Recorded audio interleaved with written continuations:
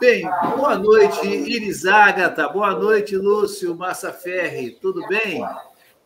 Boa noite, Wagner. Boa noite, Massaferri. Você está vendo que eu vim aqui te provocando mesmo, né? Eu sou provocadora. Porque não, a tensão é imensa. Sábado, Libertadores. Domingo, essas eleições, como jamais vimos nesse país, não é fácil. É isso aí, Iris. Isso aí, Wagner. Boa noite para todo mundo. Cores fortes, hein, Iris? No caso do Flamengo, eu acho que leva Flamengo, viu? E que a festa seja estendida no domingo, que o nosso querido Lula, né, também nos faça comemorar bastante. Correto. E vai fazer sim. Lúcio, vamos começar aí perguntando a você aí, que vai sair antes do fim do programa em razão de compromissos profissionais, né? Você é professor, tem que dar aula e tudo. Como você vê esse processo e qual a importância aí, vamos logo entrando na história, do André Giannone nessa campanha de Lula? Sim, obrigado, Wagner, Iris, pessoal que está aí presente, pelo convite. Realmente, antecipando aqui, eu vou pedir licença para o pessoal, não vou poder ficar até o fim, desfrutar do prazer desse bate-papo, que eu vou dar aula. E é isso aí. Hoje é o dia do servidor público, né? Eu sou professor da rede pública. Bom, direto ao ponto. Eu achei muito boa a entrada do André Giannone nessa discussão toda, envolvendo a rede, por um motivo muito objetivo, tá, gente? Ele abriu mão da candidatura dele para apoiar a candidatura do Lula, achei legal isso e tal, mas a entrada dele nessa luta, nessa guerra do campo digital, eu achei muito pertinente, porque é uma parte, digamos assim, da evolução da história da rede, da grande rede, que o campo de esquerda progressista ainda demorou um pouco para começar a se antenar, né? A se apropriar. E o Giannone está muito habituado com a rede, né? Enquanto eu vou me incluir, mesmo estudando isso bastante, mas muito tempo sofrendo consequências daquela reviravolta de disparos de WhatsApp de 2018, das manipulações do Facebook, e toda essa mão invisível que agências como Cambridge Analytica puseram para desestabilizar o nosso país, né? O Giannone entra com esse saber fazer dele, com esse conhecimento prático da rede, para saber mandar o recado, entregar a mensagem, furar a bolha, principalmente.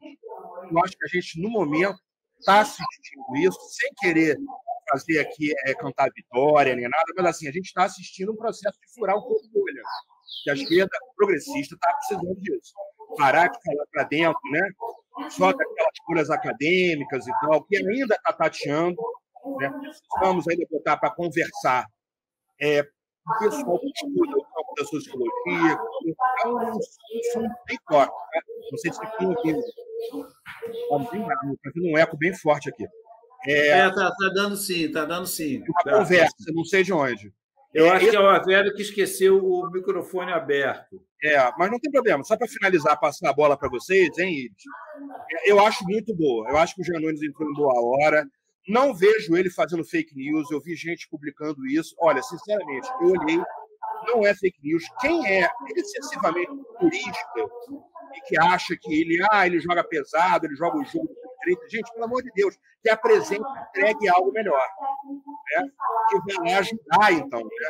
Me parece que o presidente Lula aceitou essa ajuda que ele está oferecendo, que ele está colocando em prática, numa boa, e faz parte do jogo, um jogo muito pesado. A extrema-direita joga muito pesado com esse campo da artilharia digital, vamos dizer assim, né? Que, por uma questão, eu acho, de excessivas bolhas, de um fechamento de falas, o campo da esquerda demorou um pouco para se dar conta, e ainda vai demorar, enquanto não estudar num campo de interdisciplinaridade, colocando juntos sociólogo, geopolítico com psicólogo, tem que botar o pessoal da psicologia, não vai adiantar falar de lei de internet sem entender o impacto das imagens e das falas nas mentes, tanto em grupo como individuais. Por que o kit gay abalou tanto? Por que a mamadeira de piroca abalou tanto? Por que essas mentiras abalam tanto? Tem que entender esse mecanismo, né, gente? Então, eu acho que nesse momento é muito bem-vinda a ajuda dele. E o resto é por competência de todo o histórico do Lula como político, toda a frente ampla que ele juntou, né, gente, para poder enfrentar essa ameaça, que é ainda uma ameaça, acaba domingo o pleito, desse governo extremista, né, por mais 4 anos. Que aí eu acho que o Brasil entra entraria, não vai entrar, mas entraria num buraco muito complicado de sair depois. Lembrando, né, que hoje é o dia do debate na TV Globo entre Lula e Bolsonaro. O que você espera dele, Iris?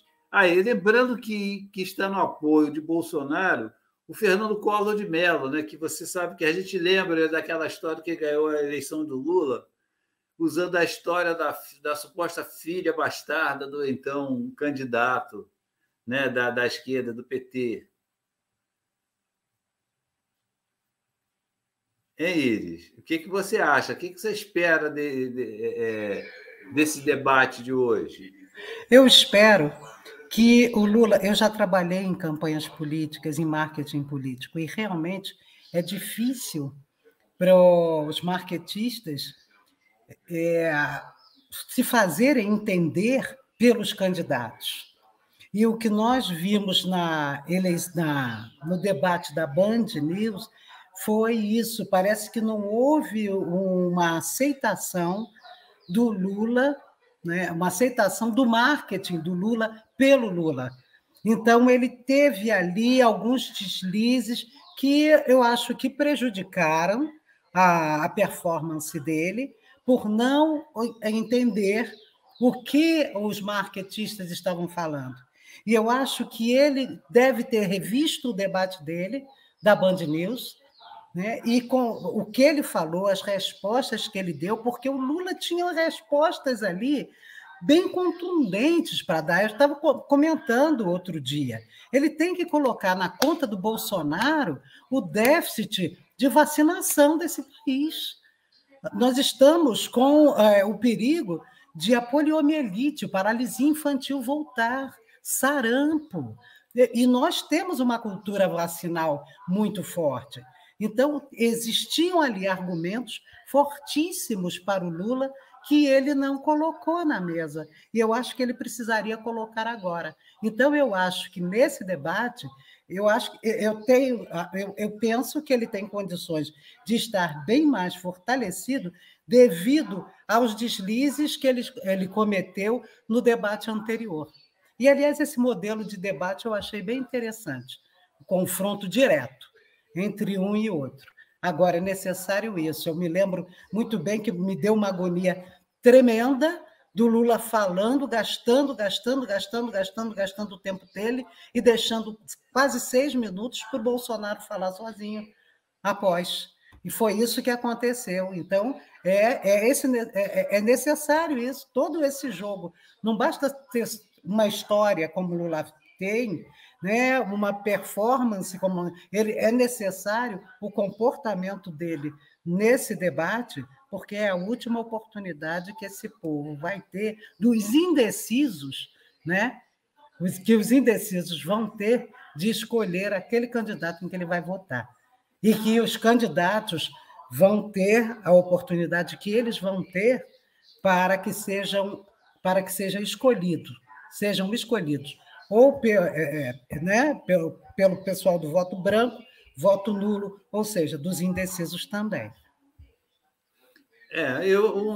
Aqui uma saudação aqui para o nosso companheiro Alberto Santos, está participando aqui no nosso programa, o Matias Venâncio Antônio Chicapa, lá de Angola, está aqui com a gente aqui. Está aqui com a gente, está sempre aqui com a gente. Até o Alberto coloca aqui, né, que mesmo que o Lula ganhe, o bolsonarismo será uma pedra no calcanhar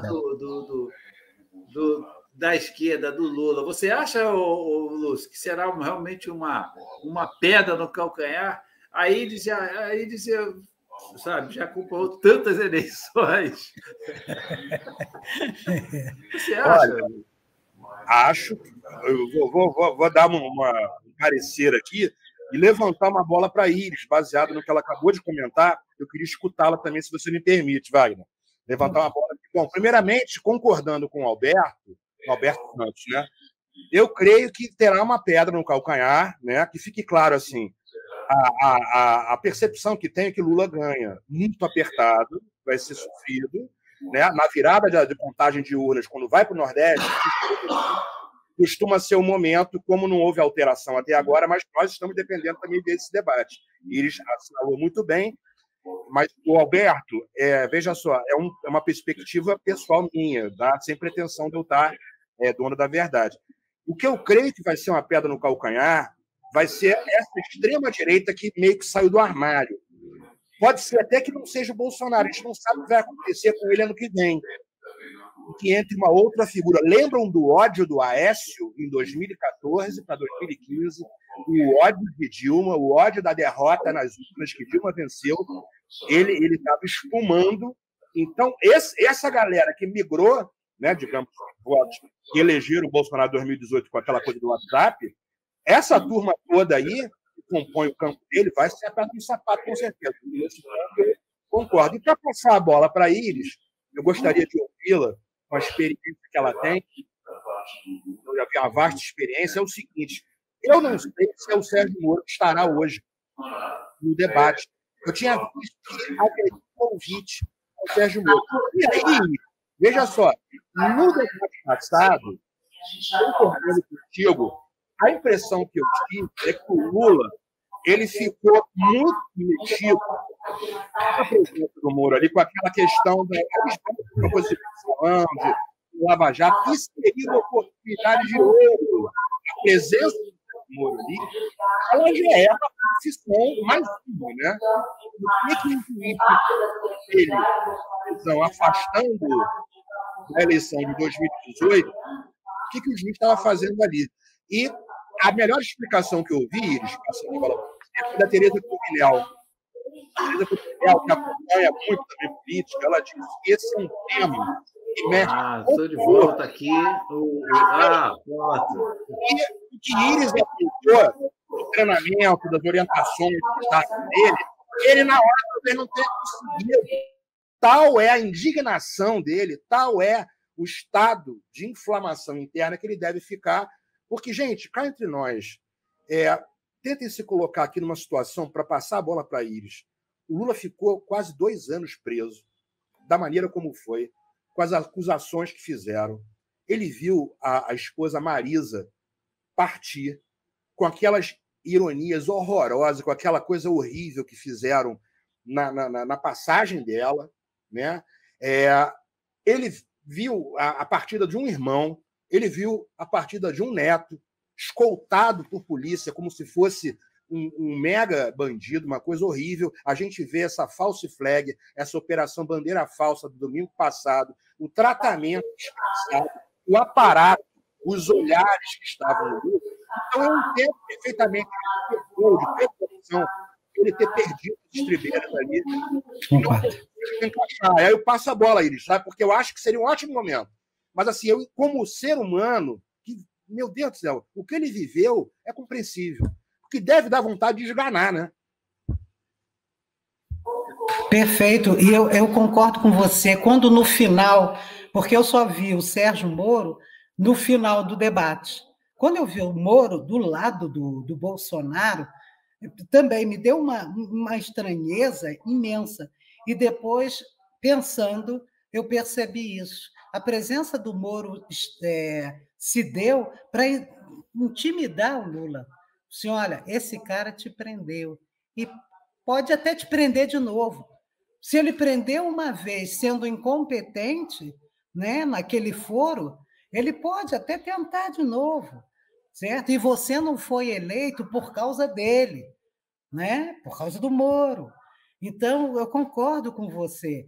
Ele se sentiu intimidado e com todas as experiências que o Lula já viveu, com todas as prisões pelas quais ele já passou, desde sindicalista, a presença do Moro, eu acho que foi justamente para isso, para dar um recado para ele. Atenção, esse cara te prendeu. E pode até te prender.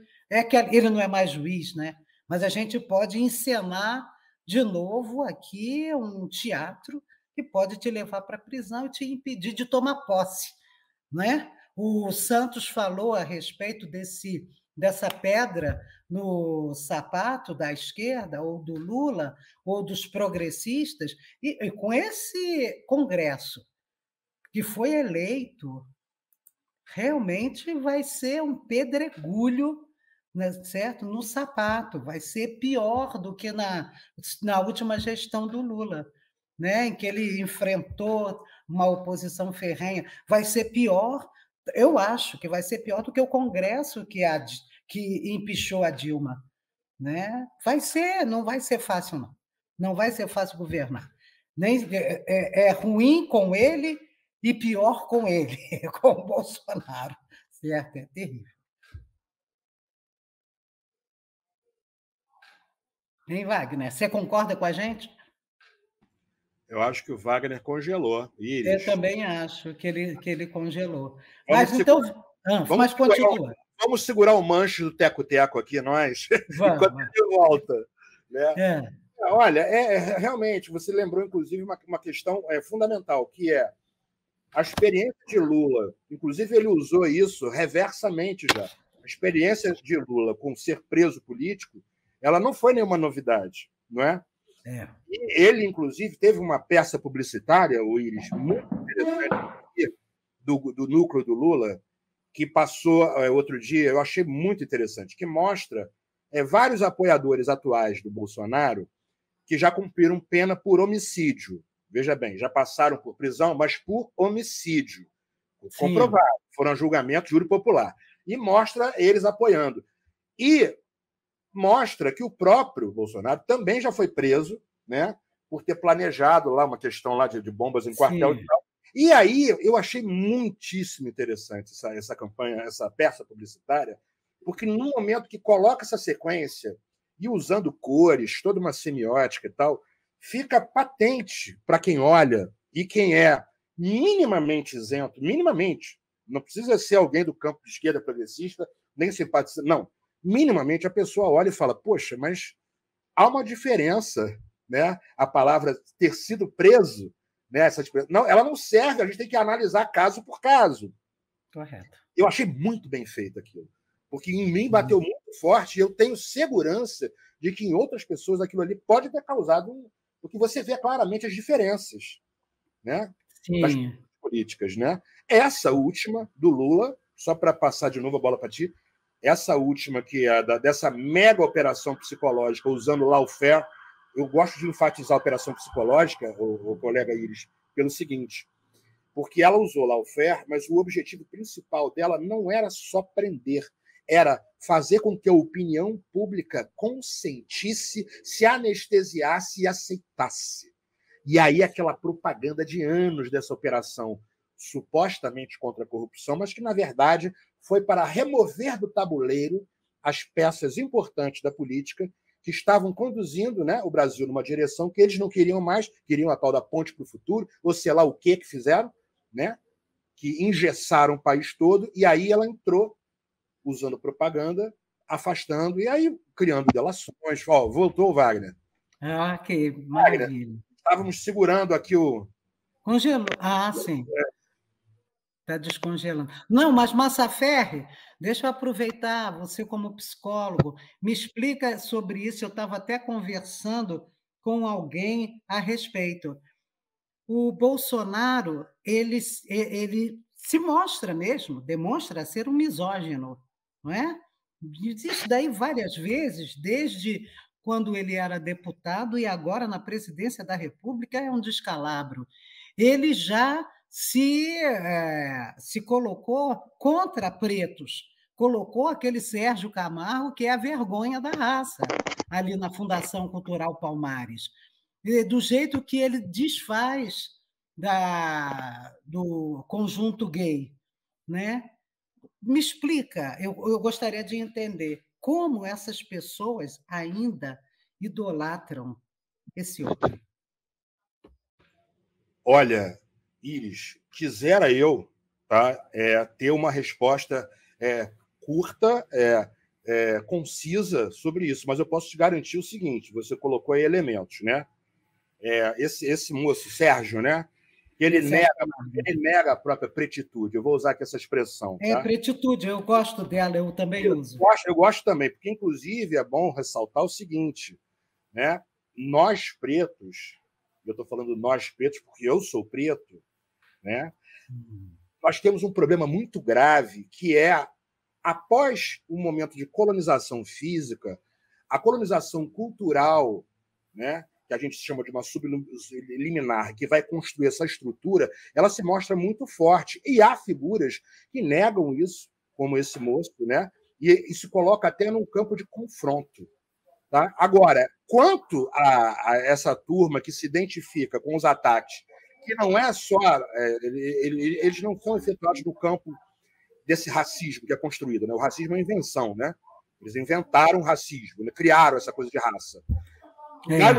Também a orientação dos desejos pessoais das pessoas. Eles chamam de orientação sexual. Essas pessoas que se identificam, eu chamo essa expressão dentro da psicologia da psicanálise. Tem um som aí vazando de novo. Essas pessoas, elas desenvolvem a identificação com a figura dele. Né? E eu digo para você, a impressão que eu tenho, né, eu creio que não é uma coisa única, porque as pessoas elas são singulares. Né? Tem uma pessoa que provavelmente se identifica porque remete a algum passado dela, que algum dos parentes, avô, pai, mãe, tal, não sei o quê, alguma coisa que evoca ela um bom momento de uma certa dureza, crueza no tratamento com a negação do outro, digamos assim, porque tanto a perseguição da raça como a perseguição de orientação dos desejos e tal, é uma negação do outro, né? O negro enquanto o outro que não pode existir para essa gente, né? O pobre enquanto o outro, que a maioria é pobre, preta, também não pode existir, e aquela pessoa que quer andar de mão dada e beijar quem ela quiser e quer amar quem ela quiser, que também não pode existir com visibilidade. Eles adquirem visibilidade no momento, eu acho, que essa propaganda e essa voz dessa figura convoca, e aí eu vou usar a figura do berrante não para chamá-los de gado, tá? É para o som que puxa, é para a palavra que convoca. O berrante no sentido... essas pessoas é como se elas entrassem no giro da visibilidade também. Ou seja, se lembra aquela peça do Steve Bannon, que é um propagandista da extrema-direita, que ele falava assim, não tenha vergonha de ser misógino, não tenha vergonha de ser racista, use isso como uma medalha, que ele convoca que essas pessoas apareçam, assumam isso e tal. Então, eu acho que Bolsonaro, entre outros, são figuras ideais para catalisar essa turma. Né? Não concordo, veja bem, para finalizar, para não me estender muito, que todos sejam fascistas. Eu acho um pouco complicado chamar todo mundo, 40 e poucos por cento que votam, todo mundo fascista. Tem o pessoal que está encantado, tem o pessoal que é completamente ignorante politicamente e, assim, é mais vulnerável, é mais permeável à manipulação, e tem o núcleo duro mesmo, que é o núcleo racista, misógino, homofóbico. E aí vai todas as classificações, e que basta ter uma convocação à visibilidade, a gente usa a expressão sai do armário, sai do bueiro, seja o que for. Mas aí eles vão à rua e vão exigir, podem bater, né? Eu posso bater, você não pode sentar do meu lado, você não é gente, não é isso? O discurso não é esse, né? Eu não reconheço você como outro que existe, não. E eles acham que isso, que inclusive eu estou falando no sentido aqui também legal de uma democracia, que não pode fazer isso. Isso é crime. Você está entendendo? Tem um aspecto que se une cultural e legal, né? Da ruptura dessas regras de convivência de uma democracia que passam pela norma jurídica. Para passar a bola de vez agora, muita gente vê o que chamam do Xandão, algumas coisas que ele está sendo mais firme no momento e tal, é porque eu acho que no topo lá o judiciário percebeu isso. A roubada que entrou lá atrás, permitindo, né, eu digo isso numa boa, que Dilma Rousseff, a primeira mulher presidente do Brasil, fosse afastada, né, daquela maneira horrível, né, aquela cena lamentável, com aquele congresso misógino, segurando Bíblia na mão, quer dizer, uma vergonha, para além do absurdo, uma vergonha completa, sabe, que a gente viveu ali. E, para fechar a questão psicológica, houve um consentimento disso. Foi a propaganda da Lava Jato, da luta do bem contra o mal, essa coisa louca, né? fez com que parte da população se anestesiasse, inclusive pessoas do campo progressista ficassem quietos e quase que dissessem: não posso fazer nada. Né? Pelo amor de Deus, gente. Hoje, a farsa tendo sido desconstruída, claro que a gente podia. É isso que eu acho que mudou, pegando a pergunta do início do Wagner. Né? A entrada em cena de alguém que sabe jogar na rede é a entrada em cena de um momento que a gente tem que aprender, em Iris, que a gente vai encontrar pedras no caminho, mas aprender a lutar e a defender o governo que virá de Lula. Não deixar que ocorra novamente, porque Lula, inclusive, merece descansar depois. Ele está retomando a guerra, está retomando a luta, vai ser o 3º mandato, era para ser o 4º, e assim, que esse campo democrata, seja como quiserem chamar, que aprenda agora o que aconteceu, que entenda o que aconteceu, que entenda esse abalo, que inclusive teve mão de fora aqui, né, grupos interessados nos recursos do país, para a gente agora defender o país, né? Defender a nossa nação, defender a nossa soberania. Gente, vocês não acham que está havendo agora, quer dizer, essa gente que apoia o Bolsonaro, todo mundo camisa de seleção brasileira, você não acha que está havendo parece mais um jogo de futebol, que é todo mundo camisa de seleção e achando que é um jogo de futebol, porque vem a Copa aí, e o pessoal está misturando as coisas. Né? Ninguém quer, gente que não sabe fazer política, misturando política com futebol, e botando bandeirinha no carro. Vocês não acham que tem gente confundindo política com futebol? Você não acha, Iris? Olha, Wagner, eu acho a partir do momento das torcidas, né? Parece Vasco-Flamengo, retomando aqui a nossa demanda, a sua. Eu sou flamenguista, o Wagner é vascaíno. Pois é, mas eu acho que é isso. Existe. Eu fico entristecida com esse povo, e não estou falando do povo menos aquinhoado, digamos assim, em termos de instrução acadêmica, não. Porque existe, parece que, uma preguiça, uma má vontade de raciocínio.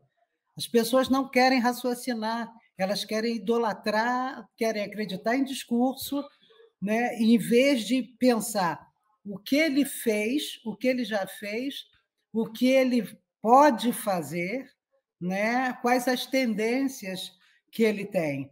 Não é? E separar o discurso da ação, né? Porque os discursos são muito fáceis de serem proferidos, como a gente vê aqui no país já há muito tempo.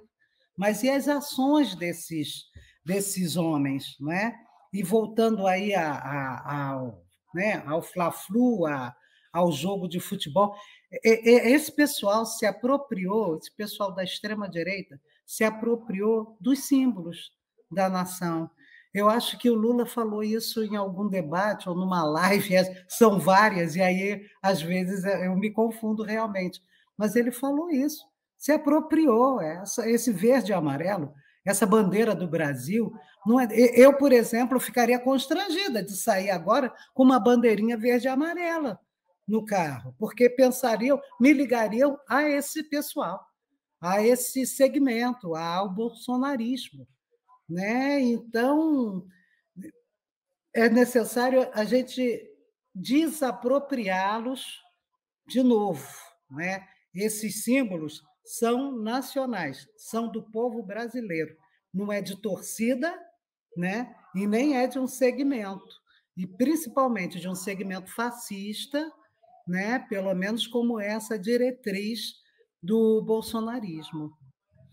A gente falando, quando se fala em fascismo, eu lembro de dois episódios que demonstram claramente que o atual presidente é simpatizante do fascismo.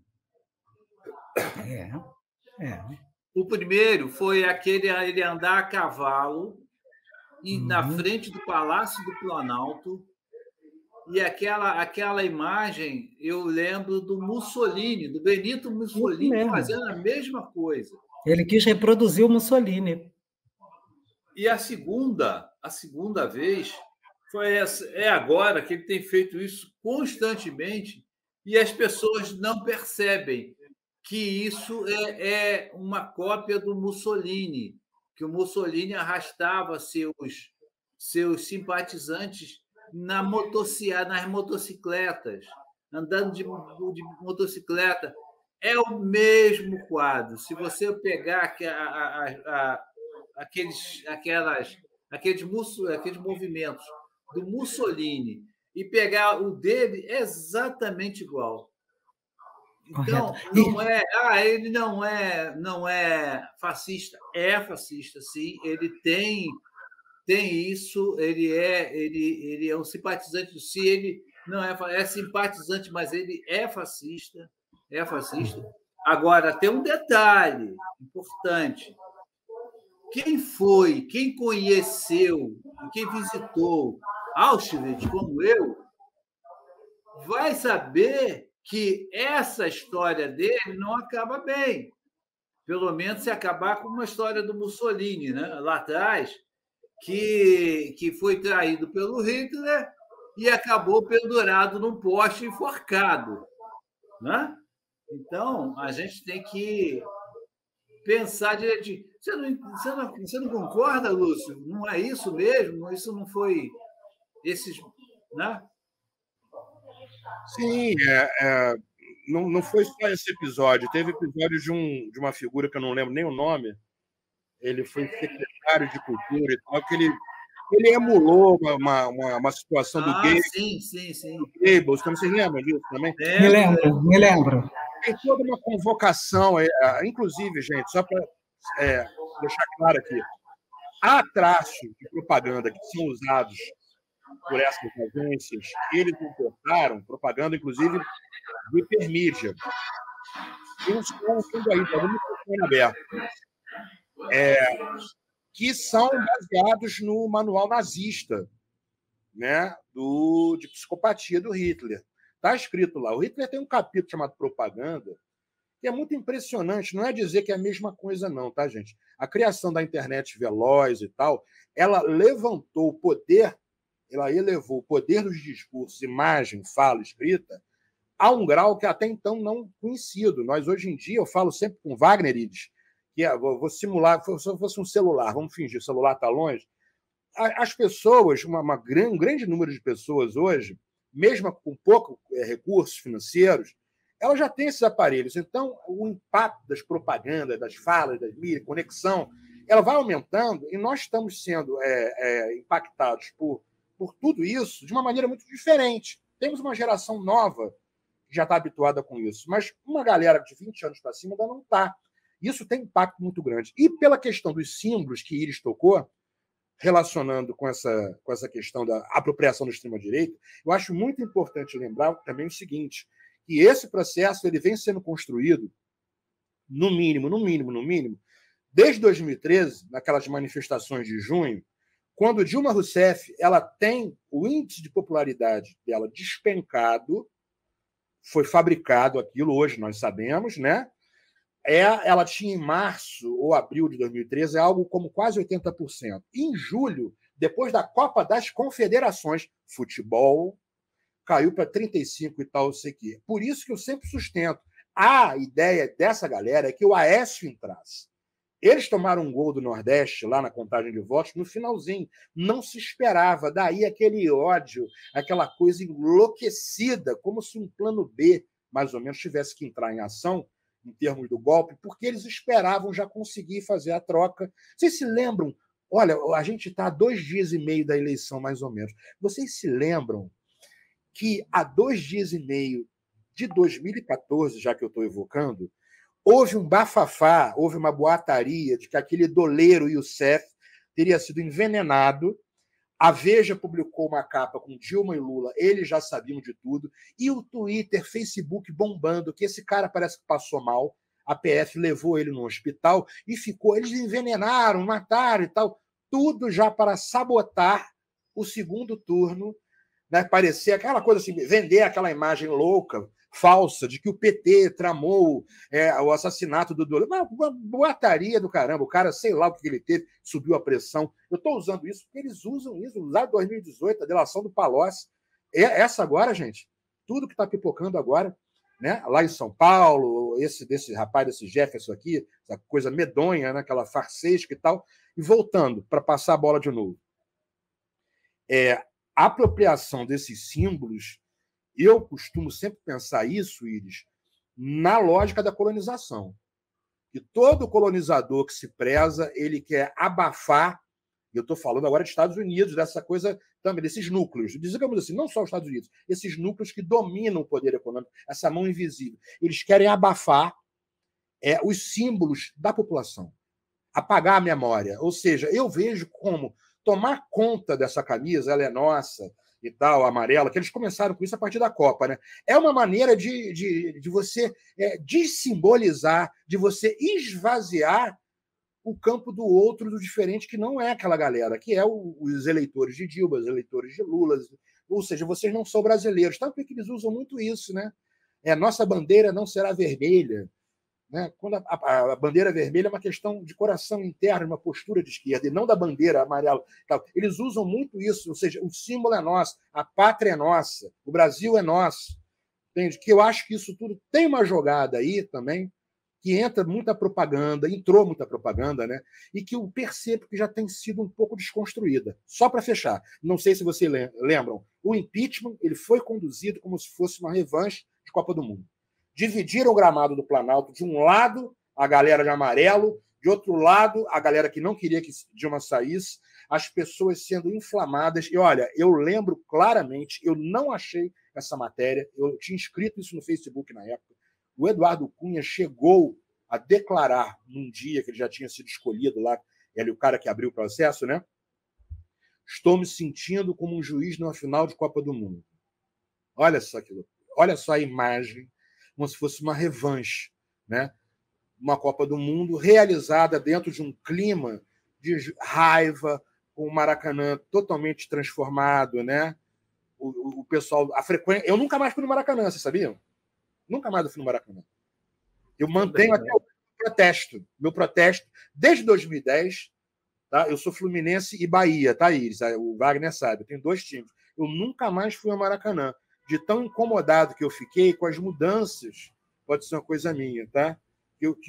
Fizeram mudanças ali que eu fiquei assim, meu Deus, descaracterizou tanto a geral, os bandeirões, entendeu? Aquela coisa assim, sabe? Pode ser uma coisa saudosista, mas assim, eu acho que houve todo um processo de mudança, houve todo um processo de propaganda em cima dessa luta contra a corrupção, cidadão de bem, e eles pegaram realmente, sim, concordo com o que vocês estão falando, pegaram os símbolos, se apropriaram durante um tempo, né? Usando isso como uma bandeira de legitimação dessa causa deles, que é negar o direito à diferença, negar a existência do outro, que é o que eles fazem. Não, negam a existência do outro, né? Eles querem um país escravizado, essa que é a verdade, né? País sem nada, depauperado, servo, de joelhos.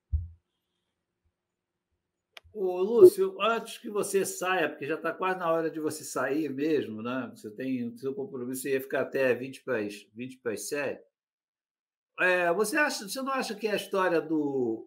Eu não sei que o tempo que fiquei fora aí, do Roberto Jefferson teve realmente a função de colocar uma cortina de fumaça sobre o anúncio do ministro da Economia de abandonar o reajuste das aposentadorias e pensões com base na inflação do ano anterior?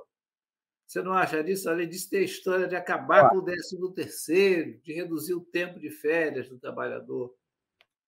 Eu vou ser bem breve, tá? Agradecendo aqui ao convite. Iris, gratidão. Espero outras vezes estar junto para a gente trocar ideia. O pessoal que está aqui. Vou sair levantando uma bola, tá? Para minha presença ficar na conversa enquanto eu estou na sala de aula. É o seguinte: lembrem-se do que eu vou dizer. Eu não tenho informações privilegiadas, nada disso. É apenas observação e leitura. 50 tiros de fuzil e uma granada sem nenhum morto. Legal, né? Ótimo. Com aqueles áudios, com aquele sensacionalismo todo, com aquela coisa toda. Ok. Na Ilha do Governador aqui, teve um homem negro dirigindo um carro com uma família, um músico, que levou 80 tiros de fuzil sozinho. Então, eu fico comparando, né, as situações e falando assim, como pode um atentado com 50 tiros de fuzil, uma granada, resultar naquela coisa toda, né, que foi muito mais aparato, né? E a realidade brasileira de violência é outra. A gente sabe o que é um tiro de fuzil. O brasileiro, principalmente da periferia, da favela, sabe muito bem o que é o tiro de fuzil. O perigo que é, o que é um disparo de fuzil, ainda mais 50. Então, assim, eu prefiro levantar essa bola para reflexão, porque a gente vive num momento de muita publicidade, de muita manipulação da opinião pública. False flag, para quem não sabe, Operação Bandeira Falsa, é um conceito. A bomba do Rio Centro foi uma false flag. Parece que o episódio de São Paulo, agora, pelo que eu estou vendo no noticiário todo, é uma outra false flag, agora que aconteceu, Paraisópolis, né? Lá em Juiz de Fora, ao que tudo indica, temos documentário falando sobre isso. Teve false flag e tem muitas outras por aí, né? O incêndio do hashtag, em proporções maiores, false flag. Nós temos esse exemplo, Operação Bandeira Falsa. Manipular a opinião pública. Então, nós, povo, população, temos que estar muito atentos às situações. Eu fiz a comparação de propósito, me permitam até qualquer exagero, qualquer aumento, mas pare e pense. Uma granada e 50 tiros de fuzil e o resultado que deu. E olha o outro lado. Soldados do Exército disseram que foi sem querer 80 tiros de fuzil, que disseram uma porção deles alvejou o rapaz e outros tantos, um outro que foi ajudar a socorrer ele no carro. Ou seja, disparo de fuzil, quando é dado, geralmente é mortífero. É uma arma letal. Os fuzis, tanto é que a venda é extremamente restrita. Que os Estados Unidos da América permita vender ao cidadão, nós não somos Estados Unidos da América. Né? Eles têm uma história lá de faroeste, né, de colonização interna deles, que não é do Brasil. Entende? É isso. Gente, Iris, Wagner, todo mundo presente. Eu vou ter que ir para o ofício da docência e do serviço público. Com o coração partido, que eu queria ficar até o final. Eu também. Prazer te ver, te conhecer. Iris, a gente vamos tocando por aqui, porque você. Só um instantinho, Wagner. Deixa eu voltar àquilo que você falou a respeito do fascismo claro, e tal, claro. Por causa da ramificação que ele causa, né? da multiplicação em que ele se dá. E o caso desses empresários que ameaçam os funcionários, né? Se não votarem, se não declararem voto no Bolsonaro, porque é assim mesmo, querendo obrigar funcionários a gravar o próprio voto, inclusive aquele baiano, empresário baiano, que falou para as funcionárias: coloquem o celular no sutiã e gravem o seu voto. Né? Eu acho que isso já é a ramificação desse fascismo que você aponta. Aí. Agora, o Wagner, deixa eu te perguntar uma coisa. Claro. Você é o entrevistador, mas eu quero perguntar a você. A gente é um bate-papo aqui. A gente é só um bate-papo. Poxa, eu tenho muito a aprender com você aí.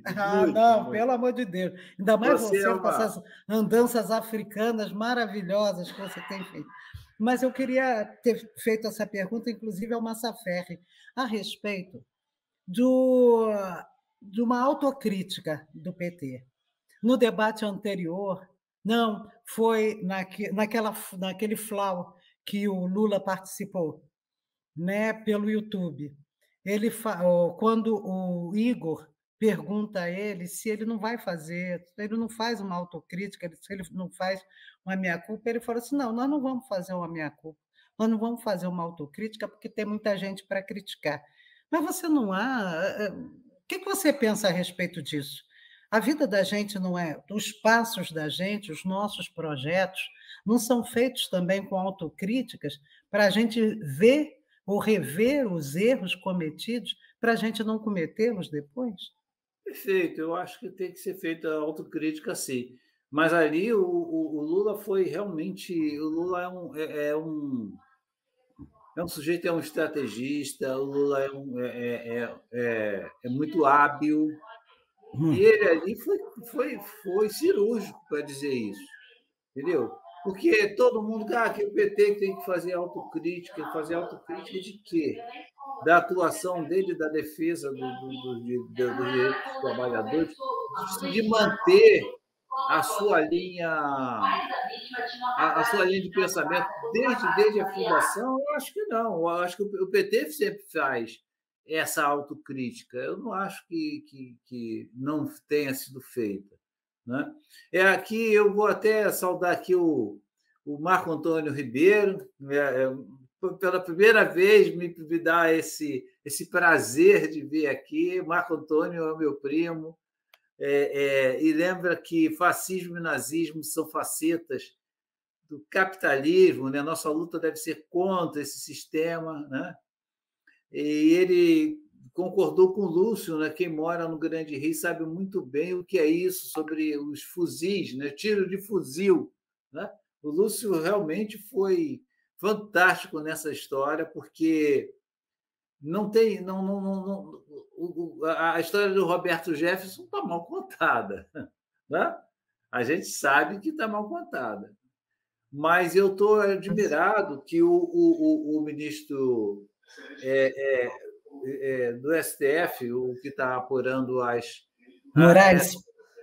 O que está apurando os fake news, né? A história do fake news, o Alexandre de Moraes, tem sido muito firme, tem se mostrado firme nas posições dele, e não está se excedendo, não, está trabalhando dentro da lei. Quem acha que ele está fazendo, porque realmente está querendo bagunçar, né? E ele tem sido muito firme, tem encontrado o apoio dos seus pares, né? Então não tem, você vê que não há divergência, você vê que não há aquelas discussões como havia de outras sessões no mandato anterior, né? Que tinham aquelas discussões muito, muito ferrenhas. Hoje não, hoje a coisa está bem controlada. E aí, Iris, vamos falar aqui, você, com a sua experiência, do que você acompanhou eleições desde a redemocratização. Qual a diferença que você vê dessa eleição para as anteriores? É o ódio? O que está havendo? O Collor, isso aqui está parecendo um pouco do Collor, não tem, não? Olha, eu acho que não tem tanto, porque o Collor, ele era um adversário ferrenho do Lula, né? Mas o Collor, ele não era tão... Não sei, o Collor era desonesto, né? Aquilo tudo que nós descobrimos após durante a CPI e depois do impeachment, mas ele não era fascistoide como é o Bolsonaro, certo? Porque o Bolsonaro, inclusive, ele se cerca, é a família dele, porque a gente vê ex-mulheres dele, vê os filhos dele, toda essa familiocracia dele, e todos eles corruptos, e comprovadamente a Michele, tanto que o apelido dela é Micheque, né? Por causa daquele cheque que ela recebeu agora me foge, aquele careca, do Queiroz, né? Aquele caso. Então, essa divisão que nós temos agora, eu acho que o país está muito mais dividido, porque o Bolsonaro ele tem um carisma superior, inclusive, ao Collor, ao meu ver. O Collor falava, o negócio dele era destruir Marajás, era aquela mentireba toda que ele falava. Agora, o carisma do Bolsonaro é muito forte. E com isso, além disso, o momento em que nós estamos agora, né? O ressentimento com o Partido dos Trabalhadores, talvez forjado pela Lava Jato, né? Aqueles escândalos da corrupção. E isso daí.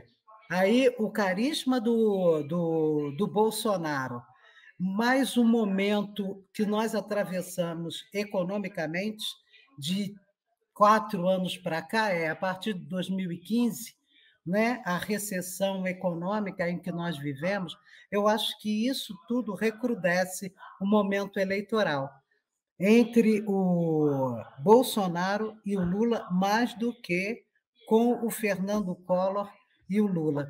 E eu acho que o Bolsonaro, ele tem a retórica dele é mais destrutiva, é mais corrosiva, inclusive. Eu acho que por esses... No passado, nós tínhamos o mal a derrotar, era a inflação. Esse daí era o mal maior que nós tínhamos que derrotar. E agora, com o Bolsonaro, além da inflação, nós temos outros aspectos forjados, inclusive por ele, que são essas... remeto ao que o Massaferri falou, a exclusão das minorias, né?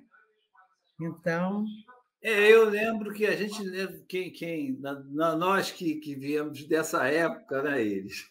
Nós somos... A gente não pode esconder, não pode esconder. Isso. Né? Eu me Os lembro cabelos brancos estão aí.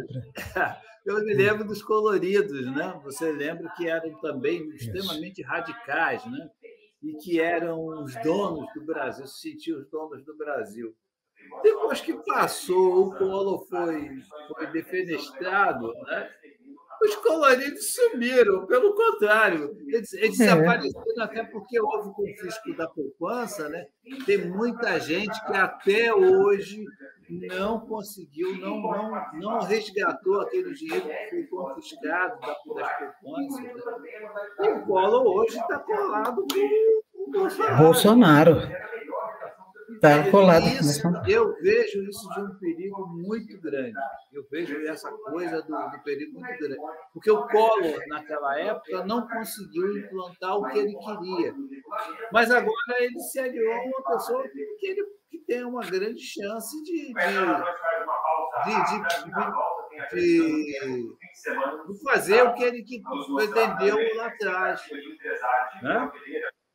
Acabar com o serviço público, né, com os servidores públicos, acabar acabar com a estabilidade no serviço público. Tem um microfone aí aberto aí, tem alguma coisa aí. Tem alguma coisa aberta aqui? Aí. Eu acho que é. Acho que tá aqui? Você tira o meu... Eu vou silenciar aqui o microfone. Você descia o seu microfone para ver. Então, aí foi assim. Então, naquela época, ele já queria acabar com a estabilidade do servidor público. E o Bolsonaro já disse isso, que ia acabar com a estabilidade do servidor público, acabar com o 13º, reajuste dos aposentados não deve ser pela inflação. Tudo aquilo que o Collor pensou, o Bolsonaro quer aplicar. Não é à toa que a gente vê essa com muito risco. Eu fico muito preocupado com isso, porque quem vai sofrer mais uma vez, são os mais pobres, as pessoas que não têm recursos. Olha, por exemplo, se você anda... Eu fui a São Paulo, eu fui a Guarulhos, eu ia embarcar para Luanda e não consegui por causa de visto, problema de visto, problema burocrático de visto, mas eu pude perceber quanta gente está acampada junto do terminal Tietê, famílias e muitas famílias acampadas ali.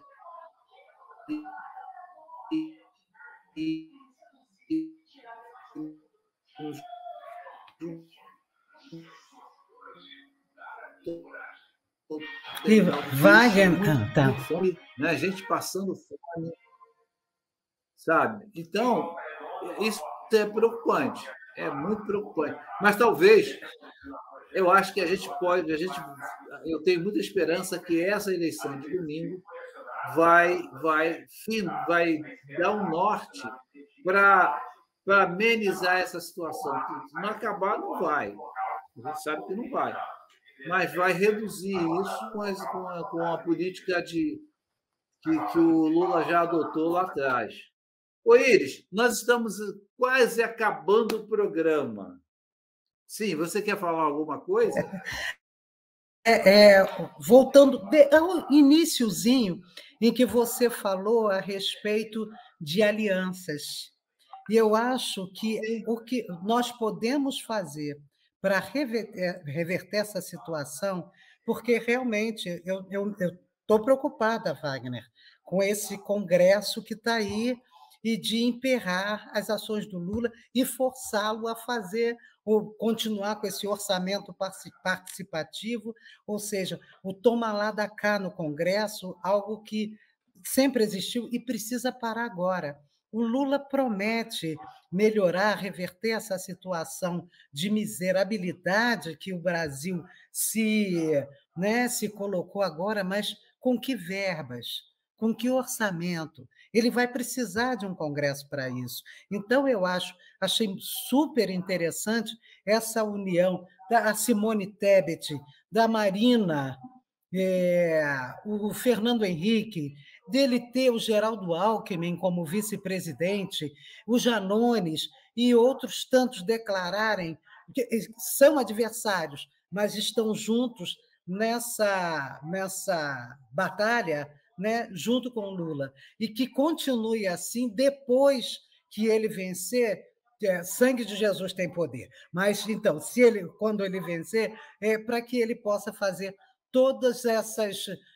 trazer todos esses benefícios que o país precisa e que o brasileiro merece, né?